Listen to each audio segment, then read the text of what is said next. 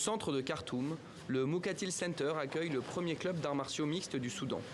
Une première dans un pays où la pratique du sport reste largement dominée par les hommes. 3 fois par semaine, à la nuit tombée, loin de l'agitation de la capitale soudanaise, Mariam Al-Rachid, habituée des tatamis, enfile son kimono. Depuis que je me suis mise aux arts martiaux, j'ai une plus grande confiance en moi. Sur le tatami, je retrouve une liberté qui n'a pas d'équivalent ailleurs. En combattant, je me découvre et je dépasse mes limites. Alors qu'en dehors du centre, la société nous impose des normes en tant que femme. Nous devons être féminines et suivre ses règles, alors qu'ici, je peux être qui je veux. Cette jeune diplômée a commencé le jiu-jitsu il y a 3 ans, juste après la révolution soudanaise, un moment charnière où les femmes en première ligne ont lutté pour faire évoluer les mentalités au Soudan.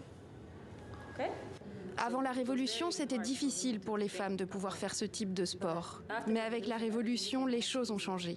À l'origine de ce projet, Mohamed Mounir, champion soudanais de jiu-jitsu. Après 10 ans de formation aux États-Unis, il décide d'ouvrir ce club en 2015, d'abord réservé aux hommes.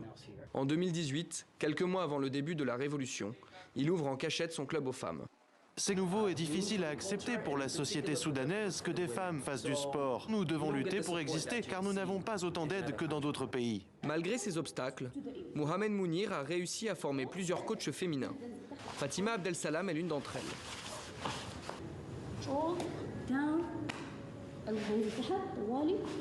En janvier dernier, elle a participé avec ses élèves à un tournoi international de jiu-jitsu en France, une première pour l'équipe féminine soudanaise. Nous sommes partis en France avec 3 filles et 2 garçons.